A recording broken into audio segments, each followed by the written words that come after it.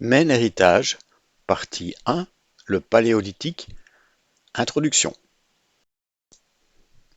La préhistoire est la longue période avant l'introduction de l'écriture marquant le début de l'histoire.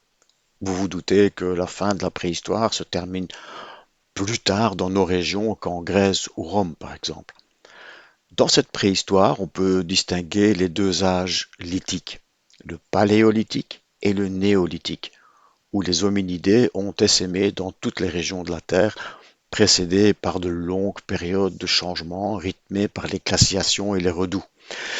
La succession de ces changements climatiques ont sculpté nos paysages et, principalement, ont déterminé le cours de nos rivières. Ainsi, la Meuse a changé de cours, d'affluent et de débit de façon spectaculaire au cours des siècles. En fait, jusqu'à 5 500 000 ans, au cours d'une période appelée le Miocène, elle ne passait pas du tout par chez nous. Notre coin de pays était arrosé par le Hoyoux et le Sanson qui coulaient sans obstacle jusqu'en Hesbaye où ils se jetaient dans la Mehaigne. Celle-ci traversait ce qui est maintenant la Hesbaye et pour se jeter dans la Gette puis dans la mer. Toutes ces rivières avaient une orientation nord-nord-est. Puis vint le Pliocène, pendant lequel l'érosion a lentement fait son œuvre. Vers moins 2,5 millions d'années, la Meuse contourne le massif de Rocroi, rejoint le cours de la Sambre et s'oriente d'abord à l'est-nord-est avant de bifurquer vers le nord. À cette époque, elle était encore alimentée par les bassins de l'Aisne et de la Moselle et sa configuration était différente. Si le niveau de la Meuse est actuellement de 80 mètres, les terrasses le long de son cours montrent qu'elle était au niveau 200 à cette époque. Il y a environ 500 000 ans, l'Aisne rejoint le bassin hydrographique de la Seine, faisant chuter le niveau et le débit du fleuve. La Moselle rejoint le Rhin vers 2500 ans avant notre ère, donnant à la Meuse son aspect actuel. La pierre dans le parc de Cointe à Liège témoigne encore de la force et du niveau du fleuve lors de ces temps reculés. Le Paléolithique est la plus longue période de la préhistoire durant laquelle les humains fabriquent et utilisent principalement des outils en pierre taillée. Le terme vient du grec palaios, signifiant ancien, et lithos, pierre. Il s'étend des premiers outils connus, il y a environ 3,3 millions d'années, jusqu'à l'apparition progressive de l'agriculture et du néolithique, environ 6000 ans avant aujourd'hui selon les régions. On distingue classiquement trois grandes phases, le paléolithique inférieur, le paléolithique moyen et le paléolithique supérieur. Tout d'abord, le paléolithique inférieur. Apparition des premiers outils, puis des industries acheuléennes associées à l'Homo erectus et apparentés. La pierre taillée de l'Acheuléen constitue le résultat d'un processus de fabrication planifié.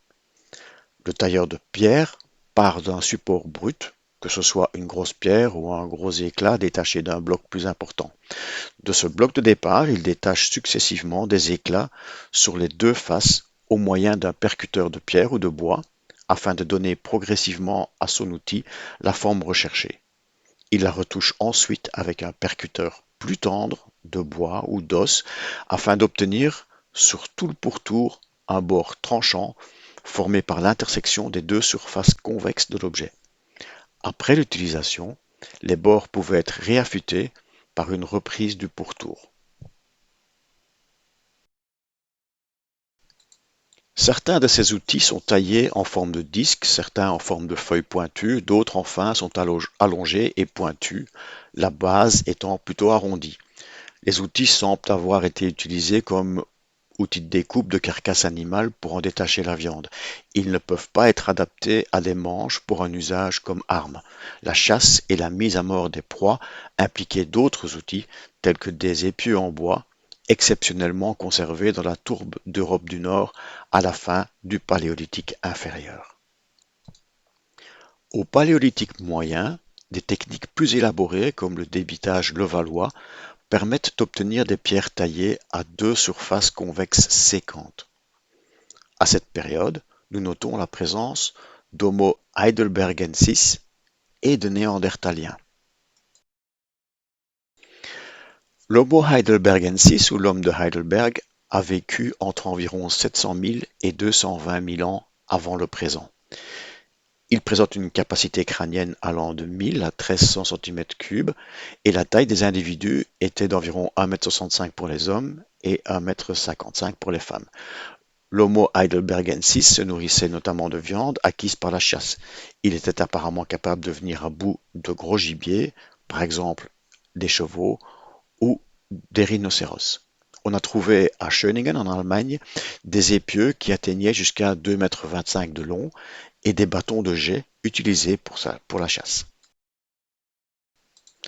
L'homme de Néandertal a vécu en Europe depuis 210 000 ans jusqu'à 40 000 avant le présent. Le premier individu néandertalien a été découvert en 1829 à la grotte Schmerling au Zaïre. Mais les analyses ayant tardé, ce fut le spécimen découvert dans la vallée de la Neander, puis analysé, qui reçut le nom générique de l'espèce. Le Paléolithique supérieur est caractérisé par l'expansion de l'Homo sapiens, l'apparition d'industries variées et la forte expression symbolique. Ces divisions reflètent des changements technologiques, comportementaux et parfois biologiques. Le Paléolithique supérieur voit l'émergence marquée du comportement symbolique et de l'art. Peinture, gravure pariétale, comme dans les grottes de Lascaux et de Chauvet, figurines sculptées, les fameuses Vénus, des parures en coquille et des objets gravés. Ces manifestations indiquent des capacités cognitives avancées, la transmission culturelle et une vie sociale complexe. Les traits majeurs du Paléolithique supérieur sont la production d'outils taillés, l'utilisation du feu pour la cuisson, la chaleur, la lumière et la protection, des modes de subsistance basés sur la chasse et la cueillette, et une forte mobilité des groupes de chasseurs-cueilleurs. L'outillage se diversifie avec le temps, éclats tranchants, bifaces, lamelles, burins, et apparaît aussi des outils en os, en ivoire ou en bois, souvent perdus par la dégradation mais attestés dans certains sites. L'étude du Paléolithique repose sur la stratigraphie et diverses méthodes de datation, l'analyse technologique et fonctionnelle des outils, l'archéozoologie, la paléoécologie et aujourd'hui l'ADN ancien, qui a transformé notre compréhension des migrations et des métissages, par exemple néandertaliens et dénisoviens. Le Paléolithique est crucial pour comprendre l'évolution humaine. Il voit l'apparition du genre Homo, la dispersion hors d'Afrique, l'accumulation d'innovations techniques et l'émergence du symbolisme qui forme les bases des sociétés humaines ultérieures. Les données restent cependant soumises à des biais de conservation et les interprétations évoluent avec de nouvelles découvertes.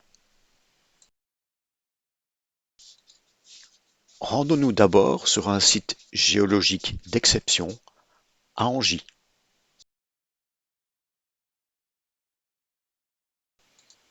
Maine Héritage voudrait remercier